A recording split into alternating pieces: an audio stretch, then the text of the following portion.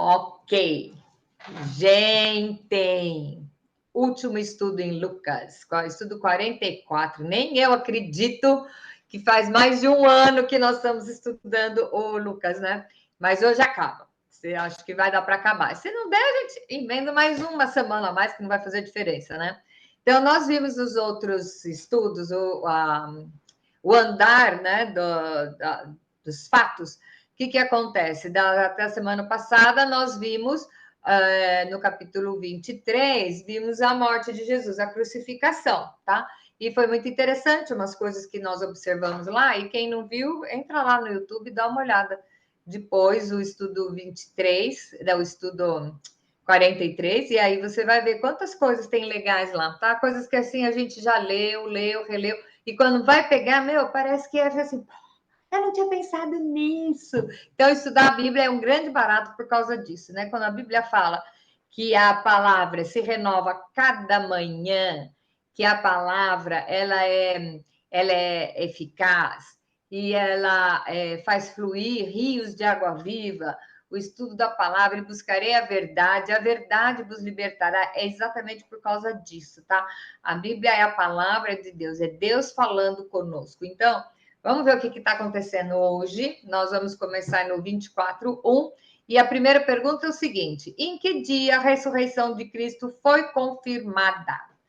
E a resposta é 24:1. Mas no primeiro dia da semana, alta madrugada, foram elas ao túmulo, levando os aromas que haviam preparado. Nós vimos na semana passada que as mulheres passaram o sábado em luto. Sábado não podia fazer nada, não podia andar mais do que 1 quilômetro. Então, quando fala assim, a jornada de um sábado, quer dizer, até 1 quilômetro, porque no sábado, o judeu, principalmente naquela época, ele não podia criar nada.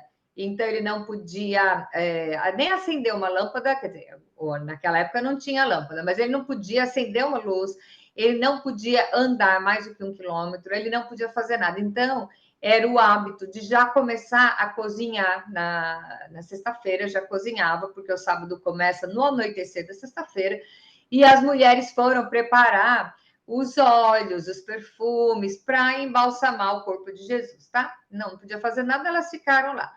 Porém, isso foi no sábado. No domingo, até eu indico, se você ainda não viu o nosso vídeo, o domingo vem aí, é muito interessante o posicionamento dessas datas, tá? Então, quando eu terminar aqui, dá uma voltadinha lá e veja o domingo vem aí. Você vai gostar muito, porque fala exatamente desses 3 dias da Páscoa, né? Então, vamos lá. No primeiro dia, a pergunta é, eu sempre gosto de levantar a fundo o texto. Por que nós, os cristãos, né, a maior parte dos cristãos, nós celebramos no domingo, tá?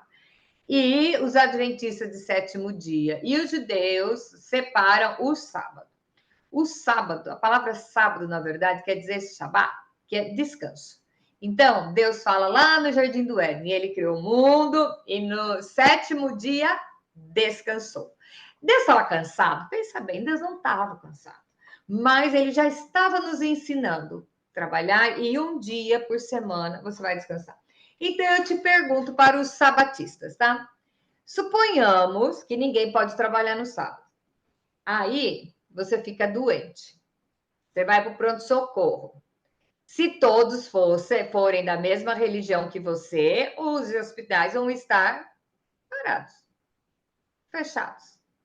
E você acha que uma religião pura, uma religião que quer que todos tenham a mesma visão, aceita? Não, aquele lá foi preparado para ir para o inferno, tá? Por isso que eu preciso dele para ir para o inferno. Então, eu quero que o padeiro trabalhe no sábado, eu quero que os hospitais funcionem no sábado, que motorista de ônibus funcione no sábado. É meio estranho, né? Meio estranho, porque eu sou a classe superior separada, então eu tenho alguns direitos e o resto do povo foi feito para me servir. Nós, os cristãos reformados, não acreditamos nisso. Nós acreditamos que a lei, as ordens, é para todo o povo, desde um até o outro desde o rei, até o menor das pessoas em questão de uma criança, tá? Eles têm o mesmo direito à salvação. Então, por que nós adoramos no primeiro dia da semana? Foi o dia que Jesus ressuscitou. E para nós, os protestantes reformados, nós entendemos o quê? Que nós temos que adorar a primazia, nós temos que dar a primeira coisa para Deus. Então, nós separamos o primeiro dia da semana para adorar o Senhor. Ai, porque foi o Roma, porque foi o Papa. Gente, eu não estou nem interessada em saber de onde saiu isso aí. Eu sei que nós usamos o domingo, celebramos o domingo, porque é o dia da ressurreição de Cristo, que é o que fez o diferencial dos cristãos e as outras religiões, porque o mundo viu muitas pessoas nascerem, tá? Viu muitas pessoas morrerem, mas ressuscitar só houve um. Então, para o cristão reformado, o mais importante é o domingo, que é o dia da ressurreição. É a primazia do dia, é o primeiro dia da semana. Porém, e aquele que folga só na quarta? Não importa, ele tem que pegar o dia de descanso dele e descansar, dedicar à família, dedicar a estudar a palavra. Então, por exemplo, o médico ele vai folgar em dias no meio da semana, porque há uma escala, né? Então, o que acontece? Aí você trabalha e vai ter o dia que você vai tirar para descansar, para compartilhar com a sua família e para aprender da palavra, tá bom? Então, isso é o que eu queria deixar nesse ensino, primeira coisa, o porquê, explicando por que nós não somos sabatistas e por que nós não somos nem judaístas, tá? Então, eu acho assim, pegar de mais ou menos é meio complicado. Então, eu acho que eu não acho nada, é melhor eu não achar, porque... Vamos para a segunda pergunta! Vamos lá!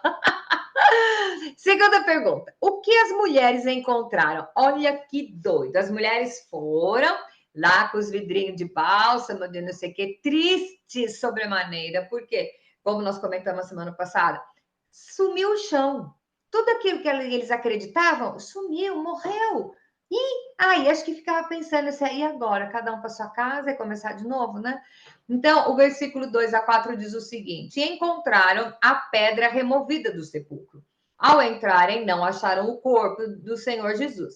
E aconteceu que, perplexas a esse respeito, apareceram-lhe 2 varões com vestes resplandecentes. Vamos lá. Quem eram esses varões? Gente, era anjo, tá? Era anjo. Porque você pensa que anjo é aquela coisinha, aquela criança gordinha, de fralda, com a asinha e o arco e flecha na mão? Não, tá? E aqui nós vamos ver o que acontece. Na pergunta 3, diz assim: qual o recado que foi dado para as mulheres? Vamos começar com o primeiro versículo que diz assim: estando elas possuídas de temor, baixando os olhos para o chão, eles lhe falavam. Primeiro. Vocês já viram que cada vez que alguém vê anjo, o anjo fala, não temas. Elas tiveram medo. É porque não deve ser uma criança fofinha, tá? Então, dependendo do tipo do anjo, é uma coisa sobrenatural que de repente você nunca viu. Por isso que pode ver, gente. Lá no nascimento de Jesus, apareceu para os pastores, não temos. Aí depois apareceu o anjo e fala, não temos. É porque o negócio deve ser assim, intenso. E aqui diz que eles tinham roupas resplandecentes, tá? Então, elas foram lá e apareceu os 2 homens e disseram, por que você buscais entre os mortos ao que vive? Ele não está mais aqui, mas ressuscitou. Lembrai-vos de como vos preveniu, estando ainda na Galileia, quando disse, importa que o Filho do Homem seja entregue nas mãos de pecadores e seja crucificado e ressuscite no 3º dia. Então, se lembraram daquelas palavras. Olha aqui. Aí você fala assim, ai, mas imagina, as mulheres teve que o anjo vir lembrar das promessas. Nós somos iguaizinhos. Na hora que nós somos confrontados com uma situação nova, uma situação adversa, você acaba esquecendo as coisas. Então, eu sempre coloco, né? Quem participa aqui do meu grupo, a gente tem um grupo de encontros mensais, e eu sempre coloco assim: veja bem, guarde as promessas. Guarde as promessas aqui, porque você não sabe o dia que você vai precisar lembrar delas, para como se retroalimentar a sua fé com as promessas. Então, é muito importante nós termos as promessas. E fazendo um parênteses aqui, com agora o mundo todo high-tech, né? O mundo todo, o que nós percebemos? Ninguém quase mais usa a Bíblia de papel. Eu, por exemplo, eu nem levo na igreja, eu uso do telefone. Mas se você tem uma Bíblia de papel, guarde-a. Guarde-a, porque em muito pouco tempo as Bíblias vão ser tiradas. Tá? Lembra que na Idade Média já começaram a queimar a Bíblia, não sei o quê, e pode ser que isso aconteça novamente de queimar as Bíblias. Então, tenha sempre uma Bíblia em papel guardadinha. Por quê? A primeira coisa para estipar a Bíblia vai ser o quê? Tira ela, acabou a internet, acabou o sinal, acabou tudo online e você perdeu a sua Bíblia no telefone. Então, tem uma Bíblia de papel bem guardadinha lá, tá? Bom, a minha já está tão desbeiçada que eu nem pego ela muito, ela já fica aberta assim, então eu já troquei a capa dela umas 3 vezes e assim passou. Bom, então vamos lá. O que os anjos falaram para as mulheres, né?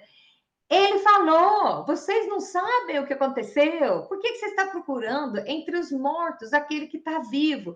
Então, essa foi a colocação dos anjos. E aí, elas lembraram dessas palavras, e aí o Lucas não explica detalhadamente o que aconteceu daqui para frente, mas eles devem ter ido embora. Por quê? A primeira atitude delas, depois desse encontro, a pergunta 4, que diz o seguinte: e voltando do túmulo, anunciaram todas essas coisas aos 11 e a todos os mais que com eles estavam.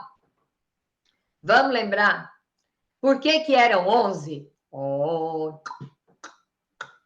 Por que eram 11? Porque Judas se enforcou, tá lembrado? Judas se enforcou. Ah, mas ele apareceu só para os discípulos, para os apóstolos? Não, ele apareceu para quem? Para eles e todos os que estavam com eles. Então, tinha mais gente ali. As mulheres eram Maria Madalena, Joana e Maria, mãe de Tiago. Também as demais que estavam com elas confirmaram estas coisas aos apóstolos. Gente, não foram 3 mulheres. Foi muita mulher, porque, na verdade, quem era o suporte, né, do ministério de Jesus era a mulherada. Aí você vai falar, nossa, naquela época era assim. Pois é, não havia machismo nessa época, era mulherada, e até hoje. Uma igreja forte é uma igreja que tem uma sociedade de mulheres forte. Eu pertencia a uma igreja muito amada, era uma igreja metodista, ainda que não fechou, e ela é muito interessante, porque a primeira coisa de formar a igreja foi a sociedade de senhoras, e depois formou a igreja. Fez mais, acho que fez 100 anos agora, a igreja, e é tipo assim, a sociedade de mulheres fez 101 e a igreja 100, porque começou primeiro com a sociedade de mulheres, né? Então, você pode ver uma igreja forte, é uma igreja que tem uma base de mulheres.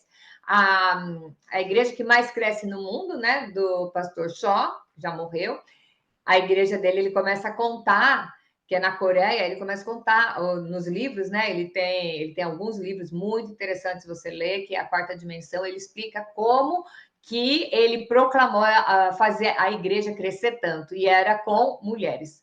As mulheres começaram a fazer células nas suas casas, e assim que aumentou a igreja lá da Coreia. Se você der um Google, você vai ver exatamente o que ele fala sobre as mulheres, tá? O papel da mulher na igreja moderna, inclusive. Então, as mulheres aqui falam o nome de 3, mas haviam mais mulheres.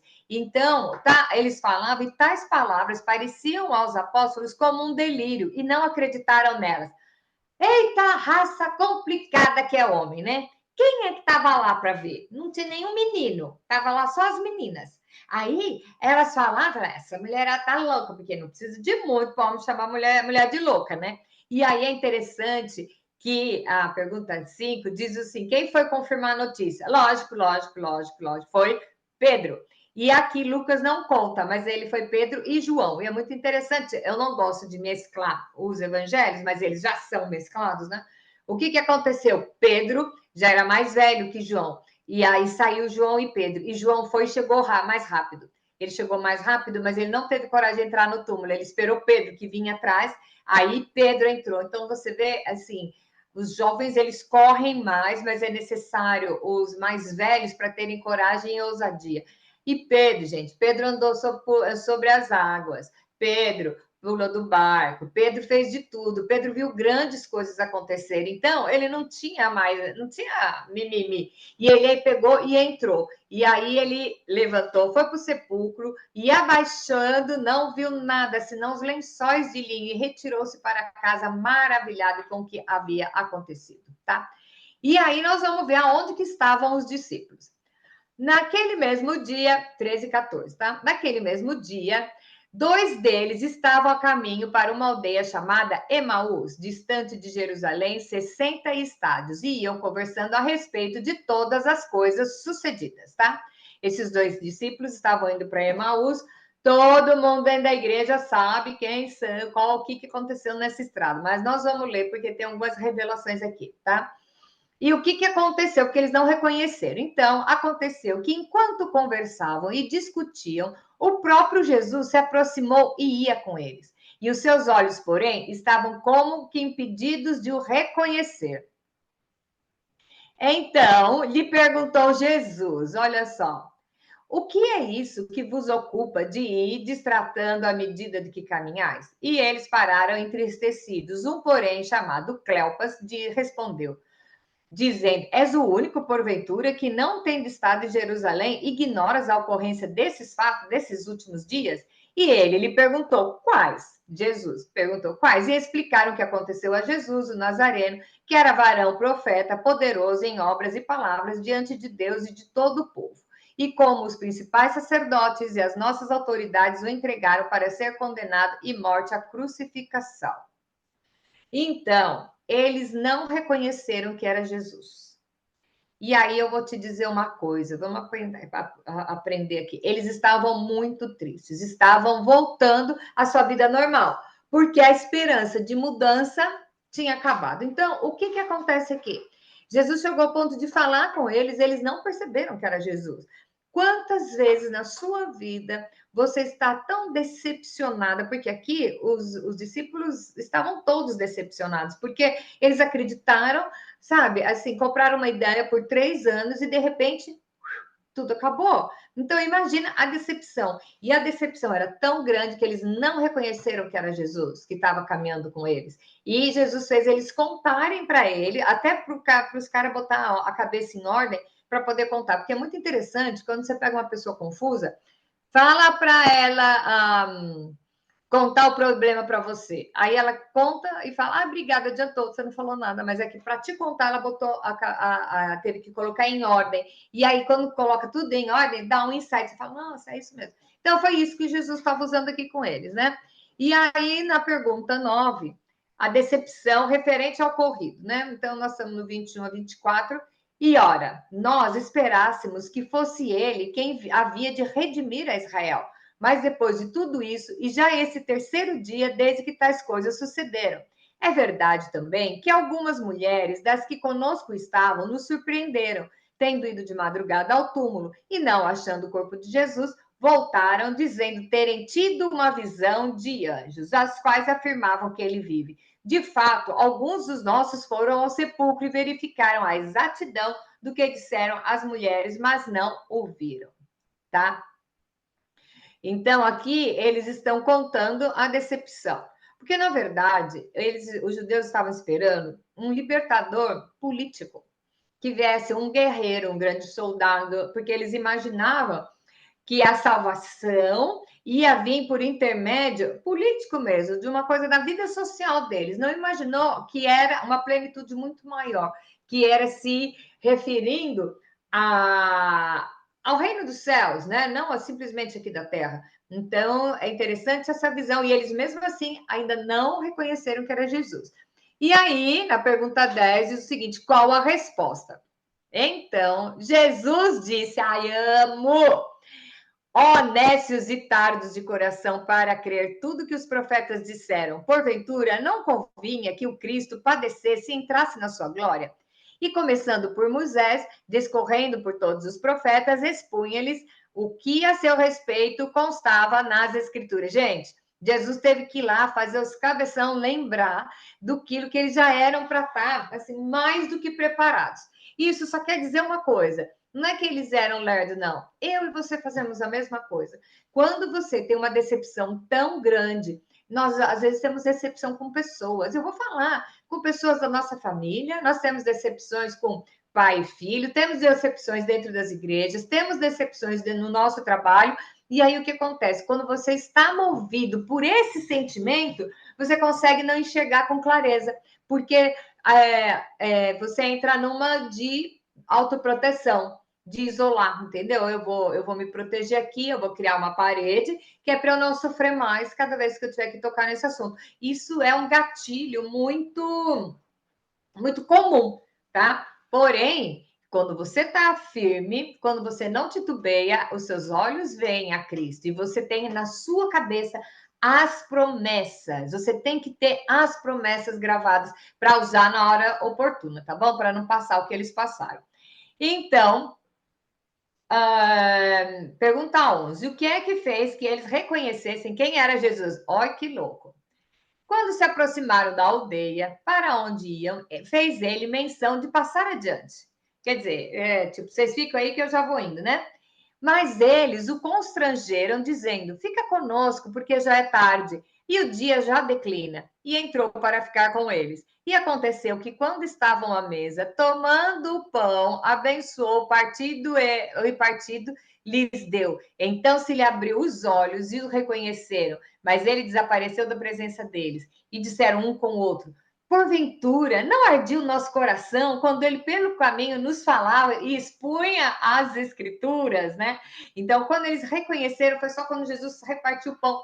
E foi a mesma coisa que Jesus tinha feito na última ceia. Então, eles reconheceram ali. Aí depois, é verdade. Conforme ele falava, assim, esquentava o peito. E eu vou contar uma coisa para vocês. Minha filha tinha uns 6, 7 anos. E eu estava no altar, eu estava pregando, né? Estava a hora do louvor, não sei o que, eu estava lá em cima. De repente, no meio do louvor, eu sei que a minha filha corre assim, correndo, né? 6, 7 anos ela tinha. E ajoelhou no altar chorando. Eu desci para ver o que que era. Ela falou assim: mãe, deixa, mãe, tá tudo quente aqui, tudo é quente aqui. Não é, mãe, é Jesus que está perto de mim. Porque diz que a palavra de Deus, quando você se queima o coração, e ela sentiu isso, sendo uma criança, ela não sabia definir, mas era isso que ela estava sentindo. Então, foi a mesma coisa que eles comentam. A gente não sentia esquentar o coração enquanto ele estava. Então, mas Jesus sumiu, tá bom? E aí, o que aconteceu? Eles falavam ainda dessas coisas quando Jesus apareceu no meio deles e lhe disse: Paz seja convosco. Aí ele já estava lá no meio, ele deu uma sumida, depois ele apareceu e falou: A paz seja convosco. Ele estava ressuscitado, tá? Mas ele tinha o poder de atravessar paredes, aqui no caso nós vemos. Por quê? Porque ele já estava ressuscitado. Então, o que acontece? Jesus apareceu no meio deles, e nós vamos ver na pergunta 14. Eles, porém, surpresos e atemorizados, acreditaram, estava vendo um espírito, porque eles achavam que era um fantasma, porque eles viram Jesus morrer, que era um fantasma. Aí vocês pensam que esse negócio de ver fantasma é moderno, né? Não, porque quando estava lá com a tempestade no barquinho, não sei se vocês lembram, aquela tempestade, Jesus estava vindo, é fantasma, é festa. Gente, o Cláudio Duarte fala uma coisa tão engraçada desse. Ele diz o seguinte: era um bando de homem, marmanjo, dentro do barco, fala, ai meu Deus, é fantasma. Não tinha nenhuma mulher, não tinha nenhuma criança, era todo um bando de homem com medo de fantasma. E Jesus tem que falar: não, não é fantasma, sou eu. E aqui aconteceu de novo isso, tá? Então, ele apareceu, né, no meio deles, e aí depois eles estavam apavorados, né, e viram que estava vendo espírito, e Jesus diz: Por que estáis perturbados? É porque sobem dúvidas ao vosso coração? Quer dizer, vocês estão assustados porque vocês não estão acreditando? Vede as minhas mãos e os meus pés, que eu sou o mesmo. Apalpai-me e verificai, porque o espírito não tem carne nem ossos, como vedes que eu tenho. Então, quer dizer que Jesus, ele ressuscitou. Veja bem, ele ressuscitou no corpo que ele foi sepultado, tá? Ele tinha o buraco. Quem sabe a história de Tomé, né? Mas não é você põe a mão na ferida, pode me apalpar, olha o meu pé. Ele estava mostrando que ele não era um espírito que estava passando, ele é um corpo que tinha as marcas do que ele passou ao ser crucificado, tá? E agora, olha que louco. E ele falou, e não acreditava, e por não acreditarem ainda, por causa da alegria, estando admirados, Jesus lhe disse: tendes aqui alguma coisa para comer? Por quê?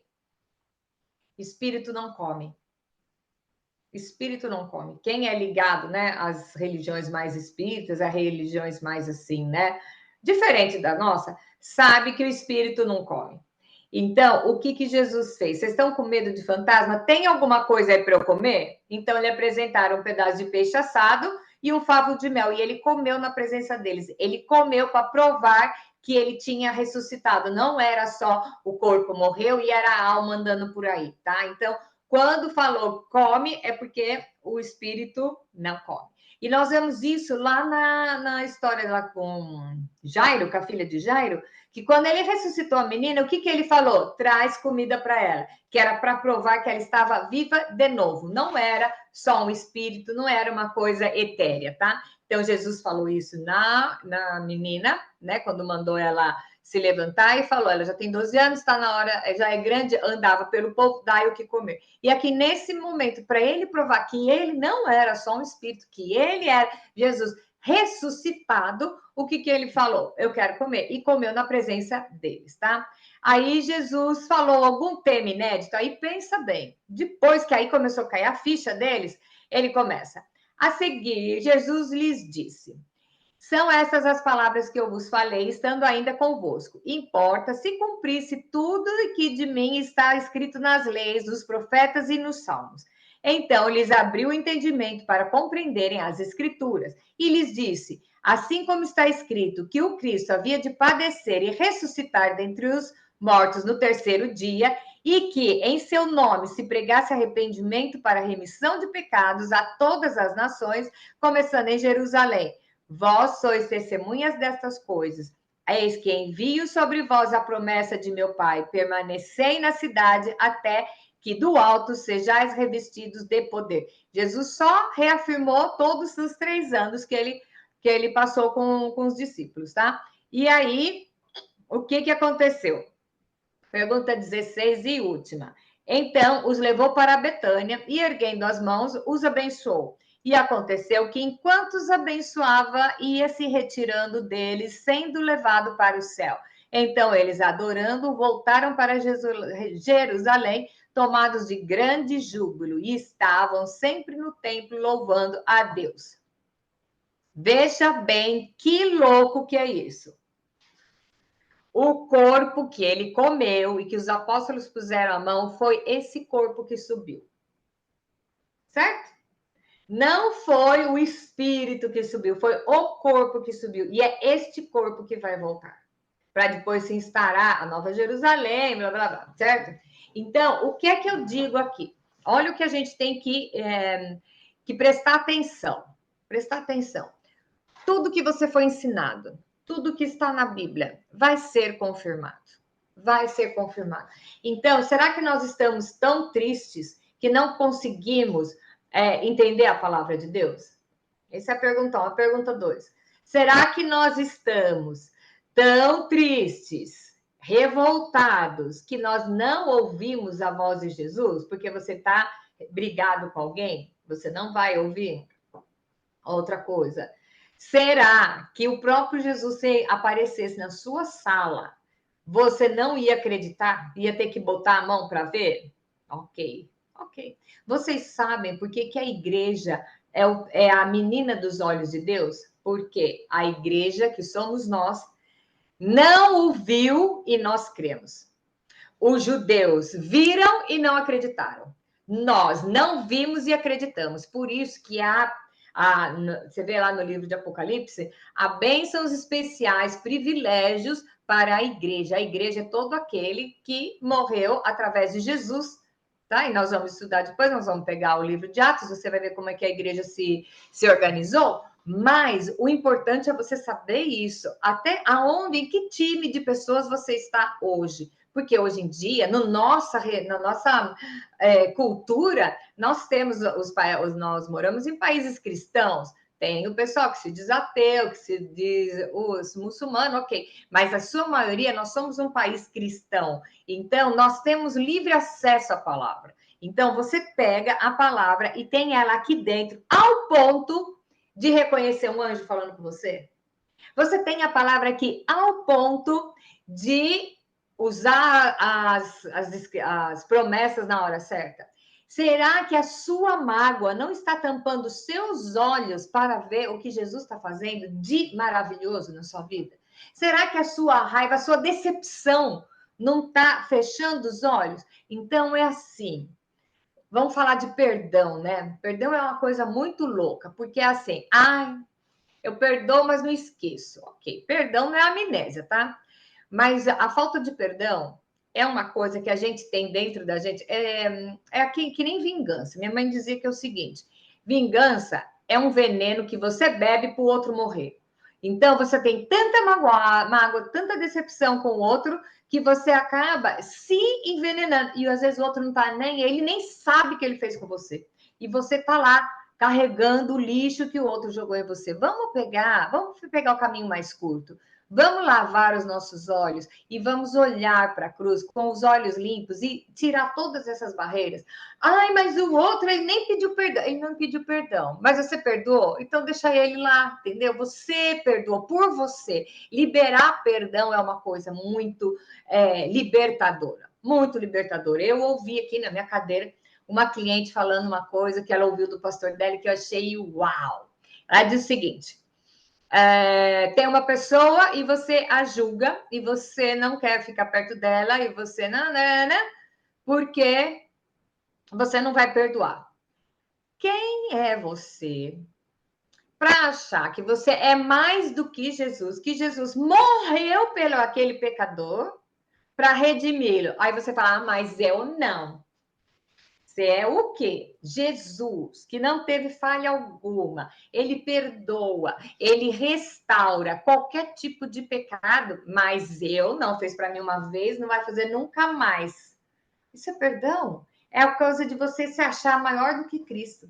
Cristo é o único que teria direito de descer com a cinta e exterminar aqueles que nos ofenderam, certo? E que ofenderam a ele. No entanto, sabe o que ele fez? Ele amou.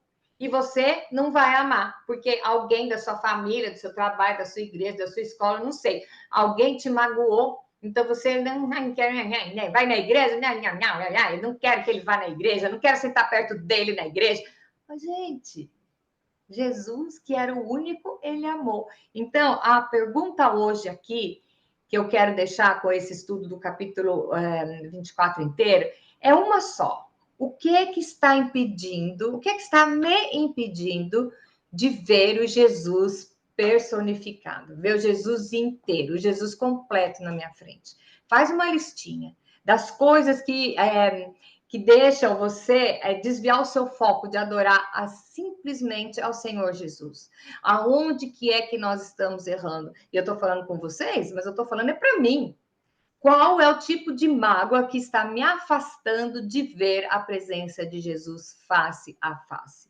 Então, Lucas, ele resume assim a morte e a ressurreição de Jesus. Esse é o último evangelho que nós estamos estudando. Então, você vê aí, Mateus escreve tudo direitinho, o que Jesus falou, a grande comissão, está lá no 28. Nós vemos João explicando, nós vemos Marcos explicando, e Lucas, ele termina assim, tá? Foi aí, Jesus pegou e subiu.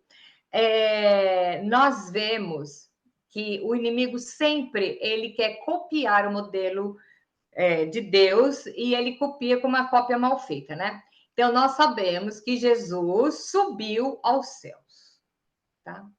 Então, nós vemos que automaticamente tem uma certa denominação que diz que Maria subiu aos céus. Então, é sempre uma cópia, mais ou menos. Só que a Bíblia, inclusive a Bíblia deles, diz que foi Jesus que subiu aos céus, tá? Então, é o seguinte, em quem que eu estou acreditando? É no Senhor Jesus. Estude a palavra. Eu te confronto e convido, mas eu confronto a estudar a palavra mais do que você estava estudando no mês passado, para fazer assim na sua vida. Eis que eu tenho a plenitude para entender qual é realmente o meu chamado. Então, que a nossa pergunta de hoje seja: o que está me afastando de ver do Senhor e o que eu posso melhorar para isso. E semana que vem a gente começa. Acho que nós vamos começar com Atos, tá bom? Um beijo grande para vocês. Se você pegou esse vídeo assim, caindo de paraquedas, entra lá no YouTube, você vai ver todos os anteriores, tá bom? Um beijo grande, muitas bênçãos. Até o próximo vídeo. Beijo!